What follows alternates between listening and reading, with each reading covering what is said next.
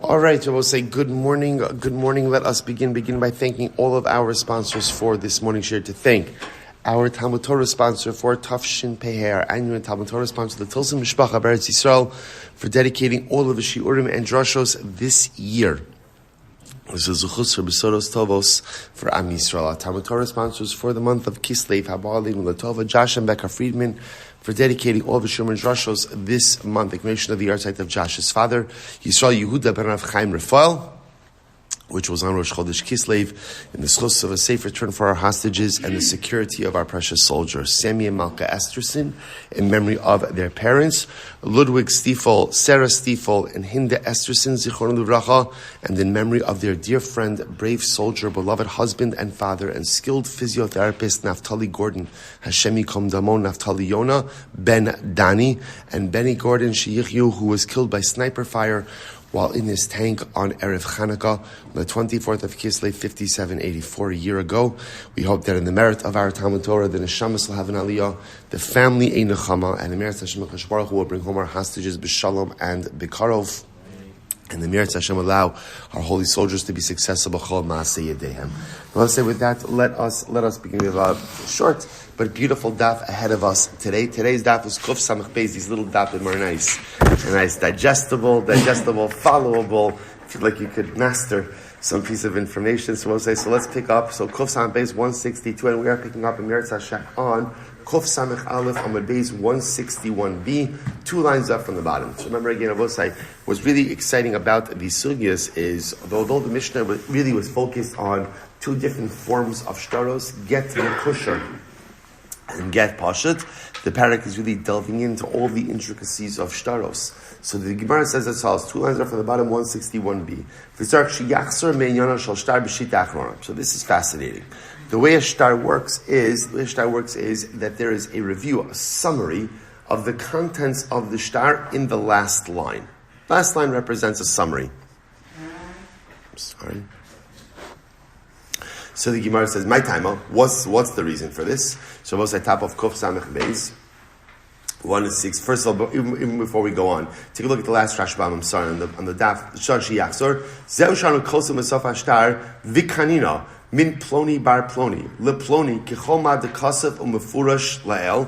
So we'll say, remember again, in yesterday's daf we saw the concept that we end off a shtar Hakol Sharir V'Kayim. So kind of working backwards a little bit in the shtar. Before Hakol Sharir V'Kayim, it would be common to go ahead and restate the essence of the transaction on the bottom of the shtar, on the last line. So again, assuming, let's say we're talking about an acquisition, a transaction, a sale, a loan, so what would you write on the last line? You would say, we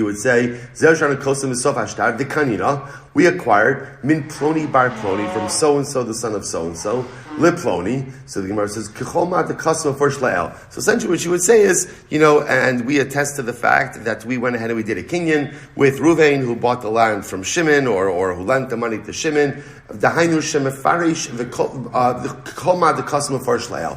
In accordance with everything that was written above. So I'll say, by the way, the easiest way, we don't often run into halachic shtaros all that often in terms of our transactional dealings, but the truth is we see this all the time in a ksuva. So if you remember from your own ksuva, or for that matter, again, if you've ever seen a ksuva, you'll notice that we use this same exact verbiage. We go through an entire ksuva where the document itself outlines the obligations that a husband has towards his wife, and then at the end of the ksuva, we literally have a line like this. Vikanina. If you've ever witnessed on a ksuva, again, this is where they'll fill in the base of the kuf after you sign your name. Vikanina. Min. Husband. Right? We acquire, right? We've seen the husband's done a kinyan, acquiring all of these obligations upon himself. And again, it's a basic restating of everything that happened in the transaction beforehand. Fine. So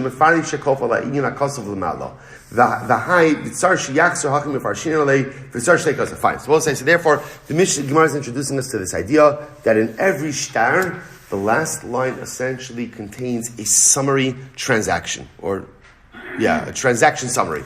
Transaction summary of everything that occurred in the shtar above end. Good, beautiful. If you were to my time, why do you have to do this? Top of Kuf Samach Beis. Rav Amram lefi shein lemeidin mishita achrona. So we'll say this is incredibly important. Truth is, it's not because we need a transaction summary, but rather it's because of another very important halacha, which is that we don't learn anything new out from the last line in the shtar. Okay, now take a look at the Rashbam for just a moment. Now, what does that mean? Suppose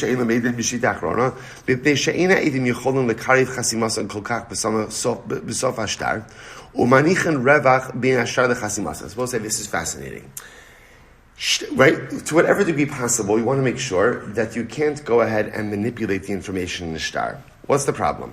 When witnesses sign on a document, by definition, there's always going to be space between the end of the information in the shtar and the signature of the witnesses. So what that does is, it opens the door for somebody to alter the shtar, add in another line of text. So therefore there's a rule. What's the rule? The rule is, any information contained in the last line of the shtar is transactionally irrelevant. Now, what that does for us is it prevents fraud.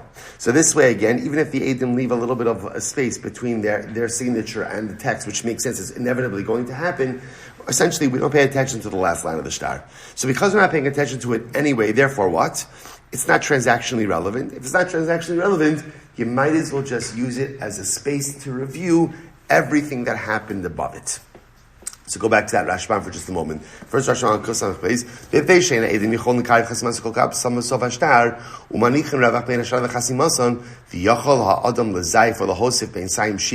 So because the witnesses don't sign right up next to the text, and there's going to be a little bit of space, and that space could be fraudulently used to add in additional information. Therefore, Chazal said, just use that last line as a review. So this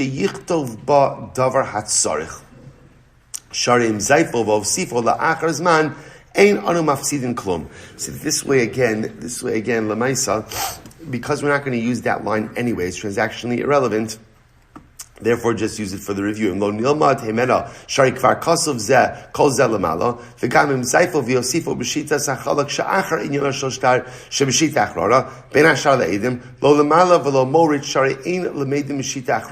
So also, this is interesting, right? So even if someone, let's say you write the summary line, and then there's still space afterwards, people could write additional stuff. We don't care. Why? Because it's clear to us that anything after the summary line is certainly not part of the shtar.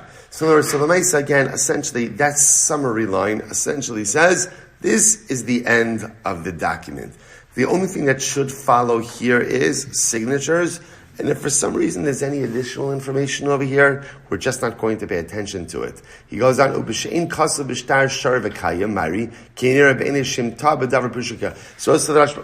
interestingly enough, the question would be, how does this shtim with Hakol Sharir V'Kayim?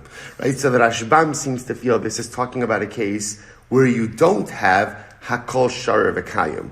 Right? Why? Because if you have Hakol Sharir V'Kayim, then what? Then that's the end. In other words, essentially what the Gemara is saying is like this, is we use the last line as a summary, which essentially is a way of saying, this is the end of the shtar, no more pertinent information is written after this. Essentially, Hakol Shar V'Kayim accomplishes the same thing. So what the Rashbam seems to be saying is, it's kind of like an either or. Either write Hakol Shar V'Kayim, the end. Then I know anything that comes below that is transactionally irrelevant. Or just use the last line as a summary line. Either way, it accomplishes the same thing, which is anything written below it, by definition, is transactionally irrelevant. Incredible.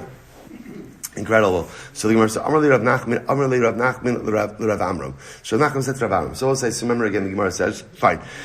So Rav Nachman says to Rav Amram, Mina l'cha ha. Where do you know this from? In other words, I understand why this is being done, right? And I will say, by the way, I just want to point out this literally, if you go back and you look at a ksuva, so it's fascinating to see how a ksuva actually has both of these elements. A ksuva actually has, on its last line, Hakol Shar V'Kayim. You actually have that Hakol Shar V'Kayim. And then above that, there is actually a summary line as well. They're both there. So says the Gemara the following. Rav Nachman says to Rav Amram,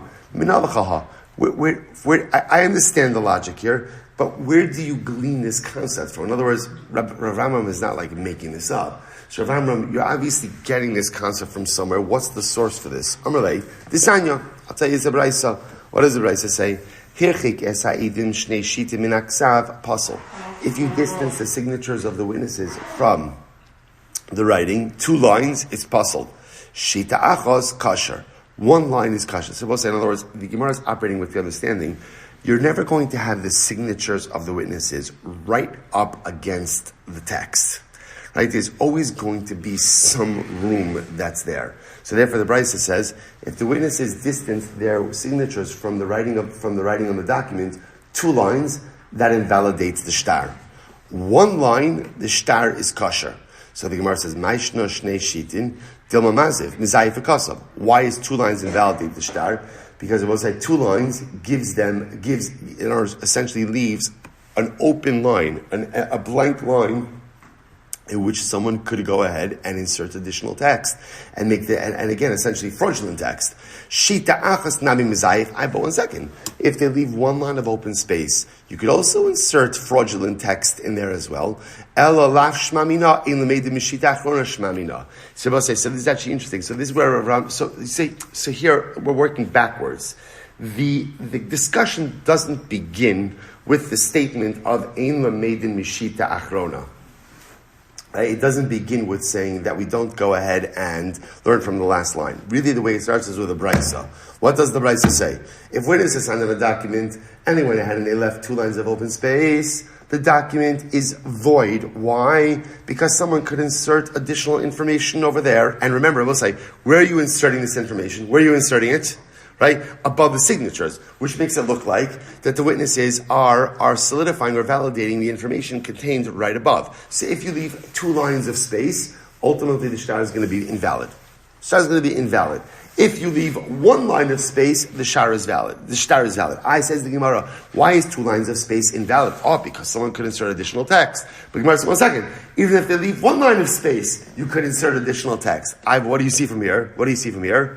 We do not learn any new transactional information from the last line. So therefore, if they leave a line of space, even if someone does insert new information in the last line, what do we do with that new information? We ignore it. We ignore it. So Rav Aram says, from here you see that halacha l'maisa ein lemeidin mishita achrona. We do not go ahead and learn any new information from the last line, but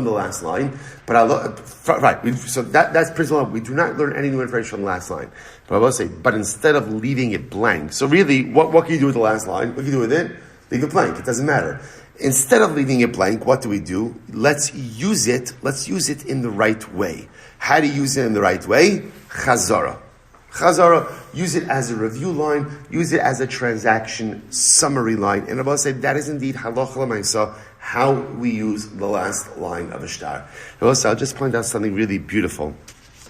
So now, essentially, if you look at this concept, so the Gemara says the way our shtaros, essentially, so again, just to appreciate the genesis of the halacha. Genesis of the halacha is, we do not learn anything out from the last line of a shtar. Right? That's not from the Braisa. So therefore, technically speaking, you can use it blank. But leaving it blank, just use it, it misses an opportunity. So instead, what am I going to do? Instead of leaving it blank, I'll use it as a review. So that last line is a transaction summary, right? Oh, the entire shtar is consolidated and summarized in that last line. So it says, thinking about this, that really, if you think about it, what's the greatest shtar of all time? The greatest shtar of all time is TORAH. TORAH is the shtar between HaKadosh Baruch Hu and Klal Yisrael. So it's interesting, if we apply this principle, this means that the last pasuk in the TORAH is also the last line, is the Chazara, is the summary of the Klal Torah. What's the last line of the TORAH? So in Parashat Zos HaBracha, the TORAH says, talking about Moshe Rabbeinu, U'lechol hayada chazaka, U'lechol hamora hagadol asher asa Moshe eleinei kol Yisrael. So literally translated, L'chol hayada chazaka means, again, the strength of hand. L'chol hamora hagadol, the awesome sights that Moshe Rabbeinu did in front of all of Klal Yisrael. So what is it referring to? So incredibly enough, Rashi says the Cholayada Chazaka means what's the greatest accomplishment of Moshe Rabbeinu? That he brought down the Torah. Rashi says the Cholayada Chazaka shekiba asatorah beluchos biyadav. He literally received the Torah in his hands, and then it says, what did he do le'inei kol Yisrael? What's the thing that he did in front of all Klal Yisrael? Shenasa libo lishbar haluchos beineihem. So what's incredible is, and Moshe Rabbeinu, what did he do? Literally again, l'chol hamora hagadol asher asa Moshe leinei kol Yisrael. The great thing that Moshe Rabbeinu did in the presence of all of Klal Yisrael. What's the great thing that he did? He smashed the luchos. And I will say, how dramatic. And by the way, the end. Chazak, chazak, v'nis chazek. That's it. That's it. So the last thing that the Torah Kedosha teaches us is that Moshe Rabbeinu smashed the luchos. And I will say, now, if you apply the principle, right, that ultimately, again, the last line is always the chazara, is the transaction summary of everything that occurred before it. That means the last line, the last piece of information the Torah conveys to us is that Moshe Rabbeinu broke the luchos. And let's see, ask yourself, why? It's such a simple question. Why? That's the last piece of information that the Torah Kedosha seeks to convey to us. And using the Gemara over here, the last piece of information is the transaction summary. That reflects on everything that came before. What's Chash Baruch Hu teaching us? And we'll say, what is Torah all about? Torah is all about the ability to pick up broken pieces and start all over again. Moshe Rabbeinu breaks the luchos, and then what does he do afterwards? Not immediately afterwards. What does he do afterwards? Goes back up the mountains and gets a second set and starts the process all over again. What does it mean to be a Yid? And what does it mean ultimately to have Torah? What it means to have Torah is the ability to make mistakes in life and pick yourself back up and start all over again. That is the nature of the human condition. With Torah, see, sometimes we think Torah enables us not to make mistakes. It's not true. We're all going to make mistakes. It's only a question of how severe and how frequent. All of us make mistakes. So what does Torah give us the ability? The power of Torah is Torah gives us the energy in the aftermath of our mistakes to pick ourselves back up and to start again. Because without Torah, often what happens is you make mistakes, and what occurs? You just wallow in it. You lose yourself in it, in a sea of self-pity, in a sea of regret, in a sea of sadness. Le'inei kol Yisrael. The last line tells us you make mistakes, you broke your luchos. What does a Yid do when he or she breaks their luchos? You pick up the pieces, you go back up the mountain, and you start all over again. That is the essence of being a Jew, and that is the essence of Torah. Pick up your pieces, go back up your mountain, and just start all over again. And I will say, so it's the same principle of tzarach sheyachzor me'inyano shel shtar b'shita achrona. Every shtar, including Torah Kedosha, does a comprehensive review on the last line, and that comprehensive review summarizes everything that comes before it. True in Basra, true in V'zos HaBracha. Incredible. All right, let's go weiter. I'm in base. Ibailu. So now we're not fully finished with this yet. Ibailu, Shito Mech Tzamai. So now here's what we've established, right? So remember, the progression of this is also incredibly important, right? Because in the progression of this, ultimately, again, what do we have? We don't really know new information on last line. Based on that, what would you do? Based on that piece by itself, what would you do on last line? What would you do with it? No. Before you get to the what would you do with it? Leave it blank. Just leave it alone, right? But again, this is also such an important hashkafic piece. Why would I leave it blank? Why would I leave it blank? Let me do something with it. It's true, ultimately, again, with a line on a shtar. It's true with time. Why leave it empty? Why leave it open? Do something with it. So the Gemara says, okay, let's use it as a chazara. Good opportunity for transaction summary. So now the Gemara says as follows, Shito mechzamai. So what happens if instead of leaving one line open, I left 1.5 lines open? Just to say, if you ever see this, it's rare. The truth is, today, the only time really you would see like a scribe writing a document would be in a get. So if you ever see a sofer write a get, you'll notice something interesting, which is, again, remember first Tosos in Gittin? Remember the first Tosos in Gittin? Not the first Tosos on the first half of Gittin. You remember it? course you do. Stop being so humble. Right? We'll say, Tilson said, how many lines are there in a get? How many is it? 12. Right? One numerical value of get. So it's interesting. You need a little bit of skill in order to get a get into 12 lines. Right? Why need a little bit of skill? Why? Because remember, again, as much as there are pro forma parts of a get, you have a husband's name, a wife's name, a location's name. So depending on how big or how small the name is, the sofer has to be skilled for how he arranges everything. So the Gemara says as follows. So what happens if the sofer ends up leaving? So again, so therefore in a regular start, we don't really care how many lines it is. What I just need to know is he ends at the end of a line. The line below that is going to be blank. Now it's not going to be blank. It's going to be full of the transaction summary. And then signatures of the witnesses afterwards. What happens if just the way the shtar is written, it turns out that he ends in the middle of a line? So now essentially I'm going to have 1.5 lines of empty space. What do I do with that? What is the halacha if the shtar has 1.5 lines of empty space? So tashma. Let's analyze. So if you went ahead and you distanced the edim 2 lines as possible, so says, but it's the price we just said before. If witness is signed and there's 2 lines of open space, 2 lines of open space between the end of the text and the signatures of witnesses. So therefore, again, the shtar is invalid. So the Gemara says, what do you see? What can you infer from here? It's only 2 lines that are problematic. What can you infer? Hashita umechza kasher. 1.5 lines would be just fine. Only 2 lines is problematic. 1.5 lines would be fine. Okay, here's the problem. I can make an opposite inference. Ema seifa. Look at the end of that brisa. Shita achos kasher. If you have only 1 line, right, 1 line of open space, the document is kosher. Again, one more time. Why, if there's 1 line of open space, is the document kosher? Why? Because remember, again, we don't learn anything from the last line. So therefore, again, 1 line of open space does not, in erev is important, even if you don't use the last line for review, but you just leave it open, that's fine also. In other words, one line of open space doesn't do anything because you don't learn anything from the last line. So the Gemara says, Shita achasu de kasha. So what can you infer from here? It's only 1 line of blank space that allows the shtar to be valid. Hashito mechza pasal. 1.5 lines will invalidate the shtar. So you see what you have over here? You have contradictory inferences from the Reisha and the Seifa. So from the Reisha it says 2 lines is invalid. 2 lines makes the shtar invalid, which makes it sound like 1.5 lines would be fine. From the Seifa, 1 line is kosher, which makes it sound like 1.5 lines is going to be puzzle. The Gemara says, you're right. The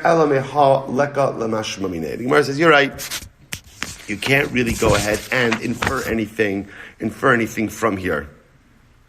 Fine. Infer anything from here. So the Gemara says, "My havi Allah." So by the way, so what is the halacha? In other words, so I can't infer anything from the right. So, but bottom line, what happens if someone did leave 1.5 lines of open space? What do I do then? So Tashma desanya hirchik es ha'idim shnei shitim min aksav pasal. So we'll say another brayso. Brayso says, if you distance the witnesses from the text more than 2 lines, or 2 lines or more, it's possible. Pachos mikan kosher. Less than that, it'll be kosher.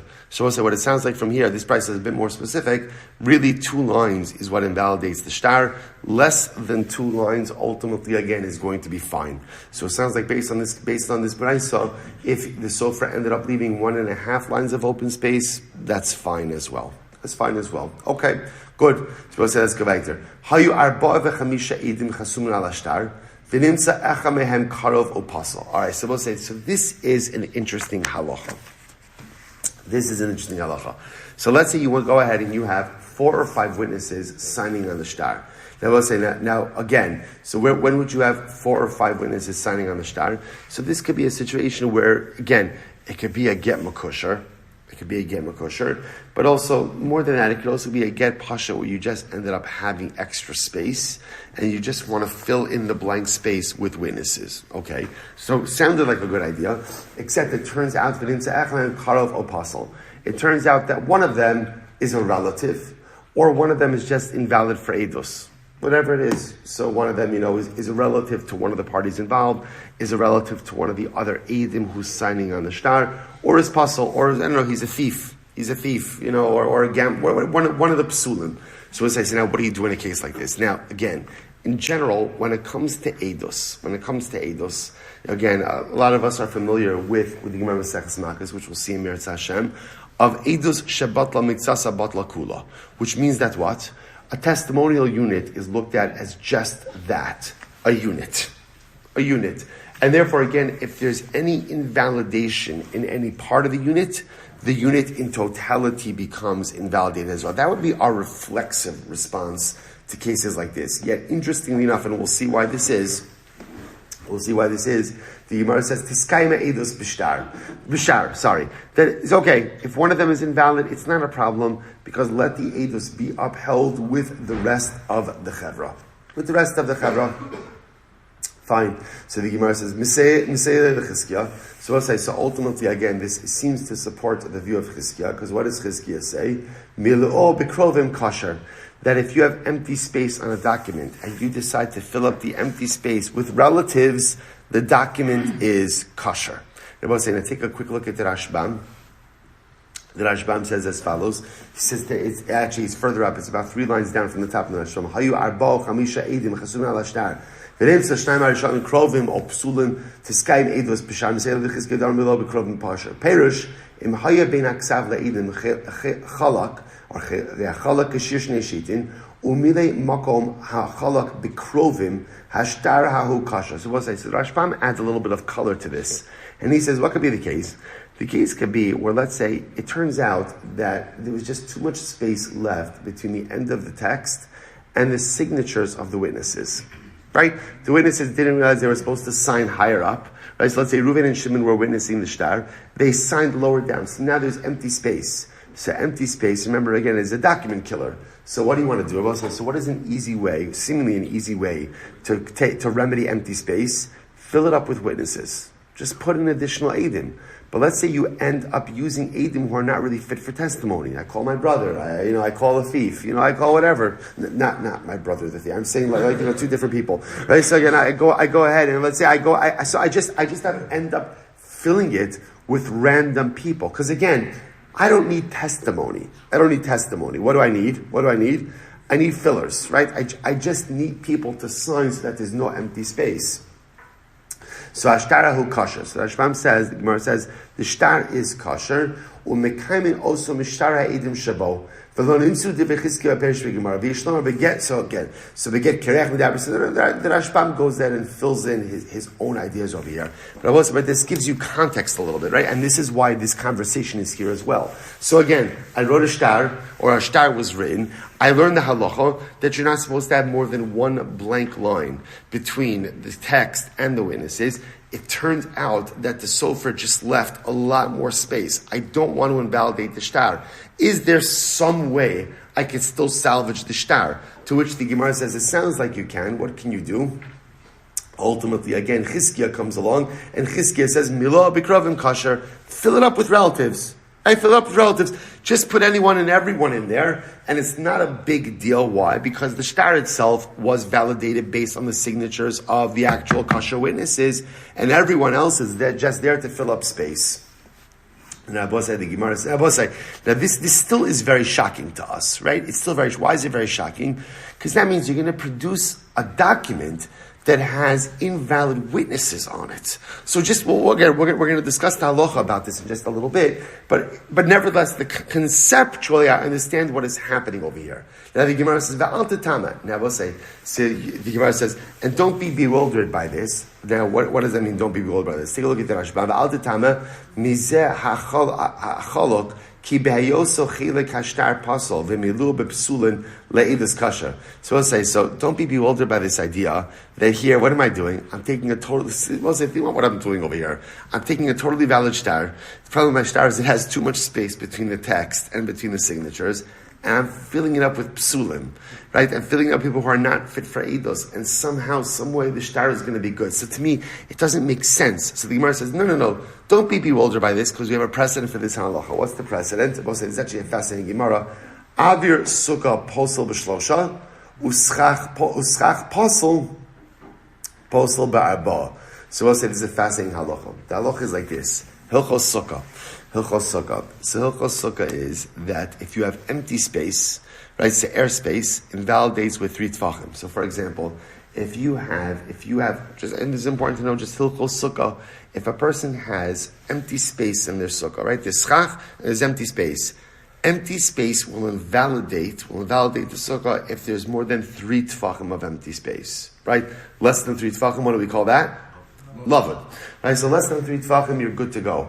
But more than 3 tefachim of empty space actually creates a break in the sukkah. So this could be very problematic. So for example, if you could imagine, if you have a line of more than 3 tefachim of empty space, that could essentially divide your sukkah in half, which could potentially, depending on the layout of your sukkah, invalidate the sukkah. Yet fascinatingly enough, if you have schach pasel, let's say you have some type of invalid schach. So we'll say schach pasel only invalidates the sukkah in a shear of 4 tefachim. So isn't that fascinating?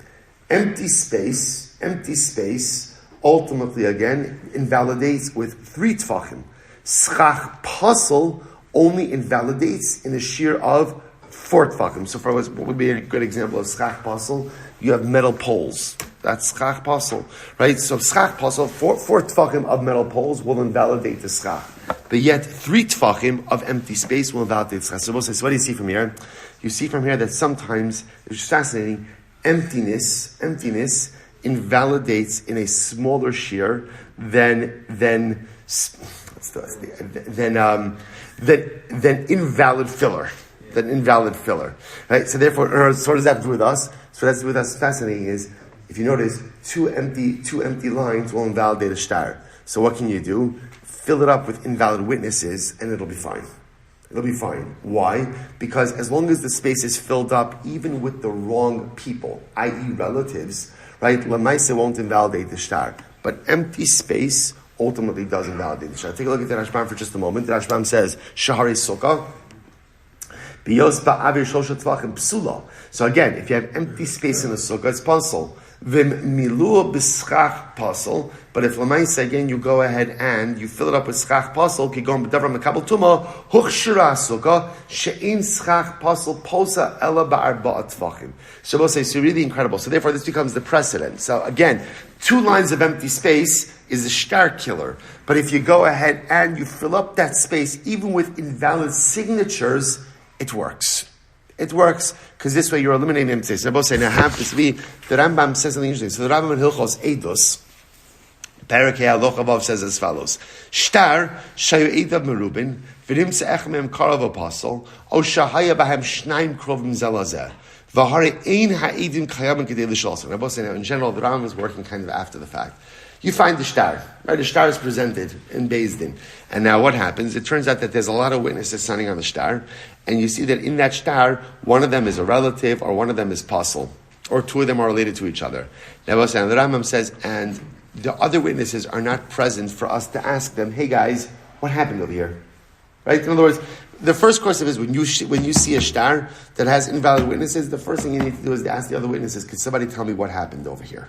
Right? Because we'll say it's quite possible that what happened, so the sofa left too much space, right? Or the witnesses signed too far down and we just put in filler witnesses. If that's what you did, great. That's an acceptable narrative, but you have to ask. You have to ask. Im yesh sham edus brusha kulam yashu lachtom sharinis kabdu lahayda zeh batal. V'im lav tiskayme edus b'shtar. V'lam bekayme edus b'shtar. Shar efshar shachas mu'akshem v'nichu mokom lagadol lachtom ubazakar v'apasa v'chasam shlomi daito. So this is very interesting. So the Rambam essentially says like this: if it's clear circumstantially that everyone who signed there operated as a testimonial unit, then the shtar is batal. Right? Why is the shtar is batal? Because if it's clear that you used all of these witnesses in a testimonial capacity, you're not allowed to do that. That doesn't work.